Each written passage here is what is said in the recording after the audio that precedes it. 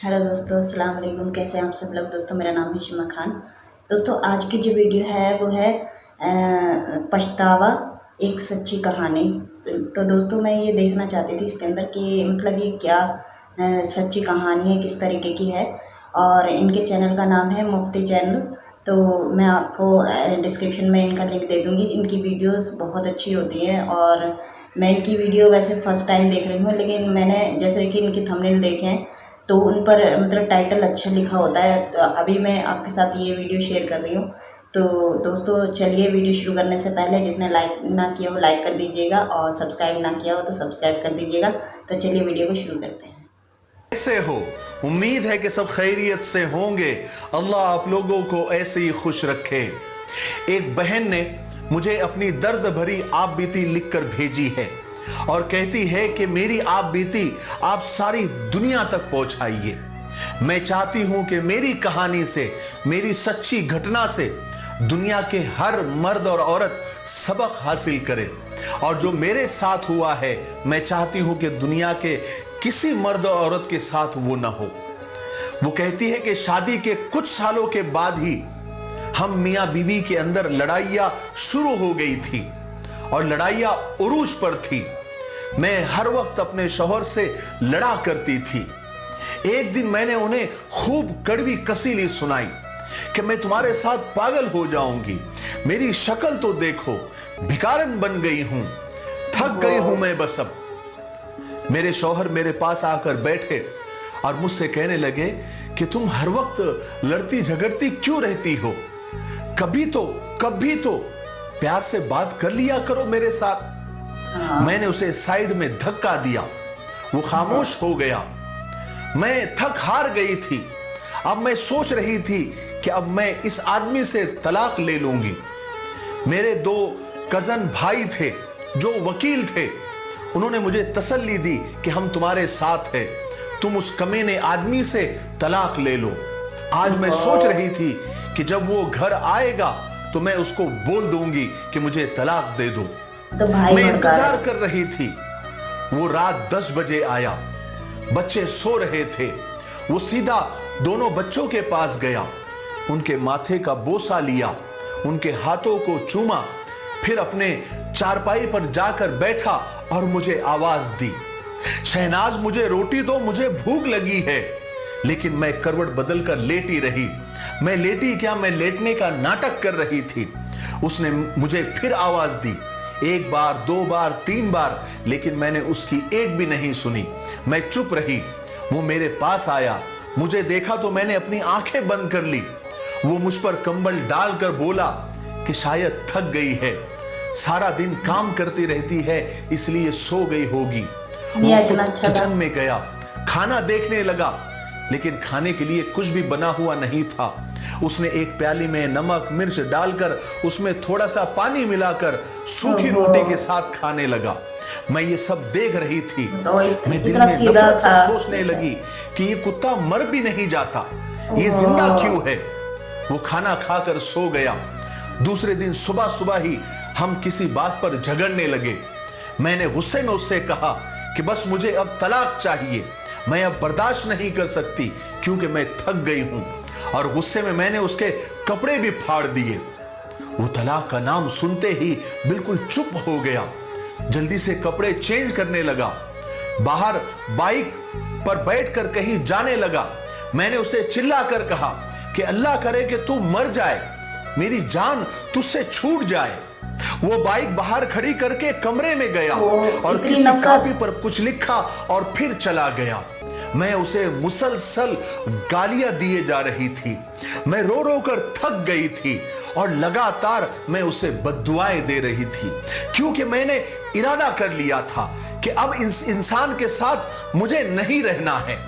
बस 2-4 घंटे ही गुजरे थे। मैं मैके जाने की तैयारियां कर रही थी। मैंने बच्चों को भी साथ ले लिया था। इतने में गली में एक शोर सा बरपा हुआ। मैं तो रो ही रही थी। हमारे दरवाजे पर दस्तक हुई। मैंने दरवाजा खोला तो पूरा गांव चारपाई उठाए हुए मेरे दरवाजे के सामने खड़ा था। मैं हैरान थी कि ये क्या हुआ। इतने में एक लड़का फोन पर बात कर रहा था और सामने वाले से कह रहा था, यार अकबर का एक्सीडेंट हो गया और वो मर गया है। ये सुनते ही जैसे मुझ पर कयामत आकर गिरी। मैं दम बखुद हो गई, साकित हो गई। चारपाई शहर में रखी गई। सब लोग कब्र खोदने की बात कर रहे थे। कुछ जनाजे का टाइम देखने लगे थे। मस्जिद में ऐलान होने लगा था और अकबर मेरे सामने चारपाई पर लेटा हुआ था। अरे कौन यकीन करे कि मेरा अकबर मर चुका है। मैं चीखने और चिल्लाने लगी कि अकबर उठ जाओ, उठ जाओ अकबर, मैं तुमसे कुछ नहीं मांगती, मुझे कुछ नहीं चाहिए, मैं अब तलाक की बात भी नहीं करूंगी। मैं उसके हाथ चूमने लगी, उसके पाँव चूमने लगी कि अकबर उठ जाओ मेरी जान, अकबर उठ जाओ। देखो देखो, मैं अब कहीं नहीं जा रही हूं, मुझे अब तुम्हारे साथ ही रहना है। मैं भूखी प्यासी रह लूंगी, मुझे ये छोड़कर न जाओ। मैं तुम्हें खाना बनाकर लाकर देती हूँ। तुम्हें भूख लगी है ना, तुम अभी कह रहे थे ना मुझे भूख लगी है, मैं अब भी खाना बनाकर लाती हूँ। हाय हाय, लेकिन अब बहुत देर हो चुकी थी। अब अकबर मुझे छोड़कर जा चुका था। मैं चीखती रही, चिल्लाती रही, लेकिन अकबर मनो मिट्टी तले जाकर सो गया था। उसके जाने के बाद मुझे दुनिया के रंग नजर आने लगे, मुझे रिश्ते बदलते दिखाई देने लगे। फिर जो मेरे अपने थे वो सब मुंह मोड़ने लगे, मुझ पर दुनिया नजरें कसने लगी। बच्चे बाबा को ढूंढने लगे। अब उनको नींद में उनके माथे को कौन चूमेगा, कौन मुझे आवाज देगा, कौन मेरी कड़वी कसीले लहजे को और मेरी बातों को बर्दाश्त करेगा। फिर कुछ दिनों में मुझसे मेरा मकान छीन लिया गया, जो हिस्सा मेरा बनता था वो भी नहीं दिया गया। अकबर के मरने के बाद मैं दर बदर ठोकरें खाने लगी।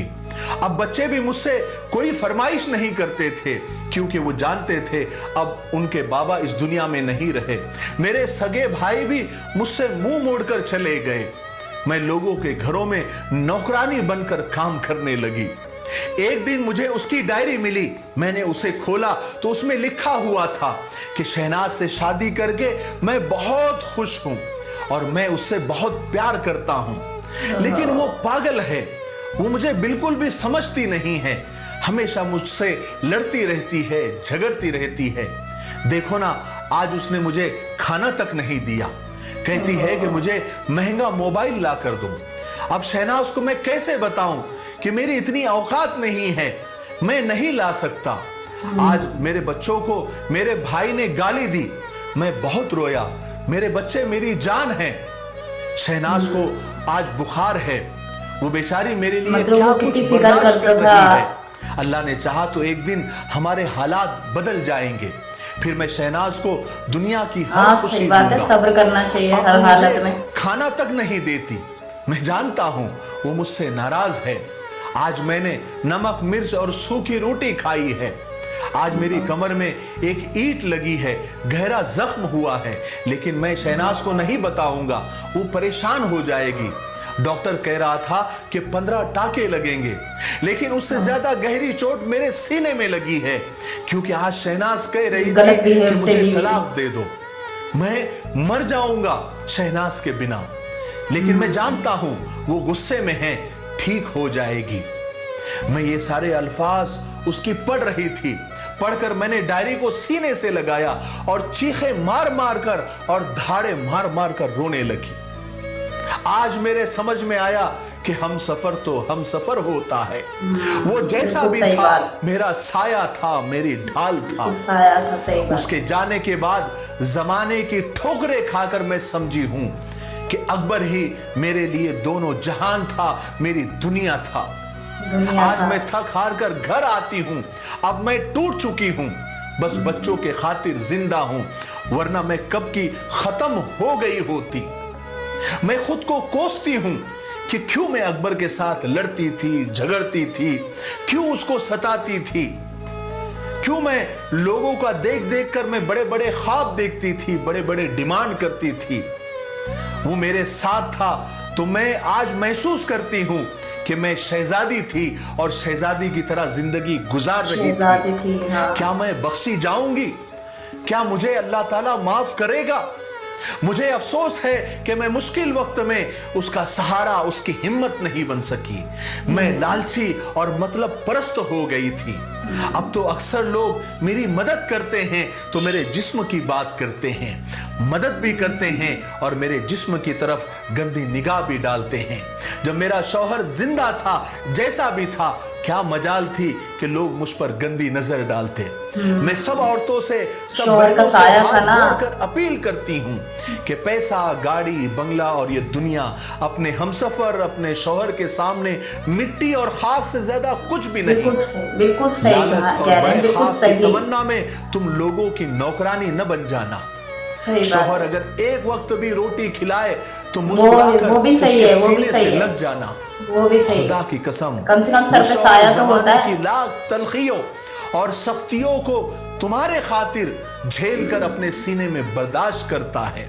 बराए मेहरबानी, अगर कोई बहन मेरी तरह अपने शौहर से बेजार है तो वो समझ जाए मेरी कहानी सुनने के बाद, इससे पहले कि आंसू उसके मुकद्दर बन जाए। बस मुझे इतना ही कहना था। इस बहन ने अपनी दर्द भरी कहानी मुझे भेजकर मुझसे यह दरखास्त की थी कि आप इसे दुनिया तक पहुंचाए। शायद मेरी कहानी सुनने के बाद हो सकता है कि किसी का घर टूटते टूटते फिर बच जाए। मैंने अपनी तरफ से पूरी कोशिश कर दी है।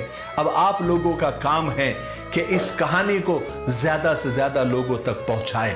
हो सकता है कि किसी का घर उजड़ते उजड़ते फिर बच जाए और आप इस सवाब के हकदार हो जाए। वीडियो खत्म करने से पहले हमारे मुफ्ती आसिफ साहब क्या कह रहे हैं वो जरा सुन लीजिए।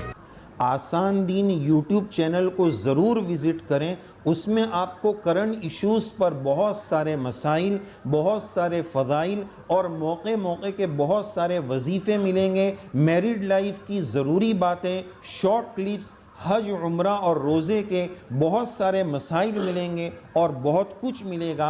अल्लाह तबारक व तआला हम सब को सीखने, समझने और अमल की तौफीक से नवाजे। आमीन या रब्बल आलमीन। दोस्तों बहुत इमोशनल वीडियो था ये। तो इस तरीके से मतलब ये नफ़रत करती थी अपने शौहर से। शौहर इतने अच्छे थे और फिर एक तो बद्दुआ नहीं देनी चाहिए। बद्दुआ दोगे तो कोई, कहते हैं पूरे दिन में एक वक्त होता है बद्दुआ का जो कबूलियत की घड़ी होती है, और वो 24 घंटे मतलब उसे बद्दुआ देती थी तो वो कबूल हो गई। लेकिन कहते हैं ना, जब कोई इंसान सामने होता है हम उसकी कदर नहीं करते, लेकिन जब वो चला जाता है तब हमें उसकी बहुत कदर होती है। और कहते हैं ना, एक आदमी का जो लेवल होता है ना वो बहुत ऊपर होता है। जो औरत अपनी जगह सही होती है, आदमी अपनी जगह सही होता है, लेकिन एक आदमी के बगैर ना औरत की ज़िंदगी कुछ नहीं होती है। तो इसलिए मियाँ बीवी को एक दूसरे की इज्जत करना और एक दूसरे को समझना बहुत ज़रूरी होता है। चाहे सुख हो चाहे दुख हो, एक दूसरे को साथ देना बहुत ज़रूरी होता है। तो रिश्ते बहुत नाजुक होते हैं दोस्तों। मैंने पहले मौलाना तारिक जमील साहब की वीडियो में भी ये कहा था कि रिश्ते बहुत नाजुक होते हैं, उन्हें संभालना बहुत ज़रूरी होता है, एक दूसरे को समझना बहुत ज़रूरी होता है। तो दोस्तों मुझे बहुत ज़्यादा इमोशनल लगी और मैं अपने आप को बहुत ज़्यादा रोक रही थी। मुझे बहुत ज़्यादा रोना आ रहा था, मेरा दिल एकदम अंदर से भर गया था। मैंने बहुत कंट्रोल किया। तो बड़ी मतलब कहते नहीं, बहुत गहरी वो थी कहानी, बहुत ज़्यादा। आई होप आपको भी बहुत अच्छी लगी होगी। तो ये मैं भी यही, इसलिए मैंने ये वीडियो आपको दिखाई है कि मैं भी ये चाहती हूँ कि पूरी दुनिया में मतलब जो भी लोग मुझे देख रहे हैं तो वो समझे, अगर कुछ भी नाइत्तेफाकी आपस में हो रही होती है तो एक दूसरे को थोड़ा बहुत बर्दाश्त करके समझ ले, थोड़ा शांत हो जाए। अगर मियाँ को गुस्सा आ रहा है तो बीवी चुप हो जाए, बीवी को गुस्सा आ रहा है तो मियाँ चुप हो जाए। तो अगर आदमी मेहनती भी होता है तो वो आज कम कमाएगा, कल को ज़्यादा कमाएगा, तो औरत को बर्दाश्त करना चाहिए, अपने आदमी के साथ रहना चाहिए। क्योंकि जब आदमी नहीं होता तो पूरी दुनिया सब पीछे हट जाते हैं, कोई साथ नहीं देता दुख में। तो दोस्तों अगर आपको ये वीडियो अच्छी लगी हो तो प्लीज़ एक लाइक ज़रूर कर दीजिएगा और कमेंट में मुझे ज़रूर बताया करें कि आपको ये वीडियो कैसी लगती हैं। तो दोस्तों सब्सक्राइब करना तो ना भूलें ये तो मैं कहूँगी। और चलो मिलते हैं अगली वीडियो में। खुदा हाफिज़।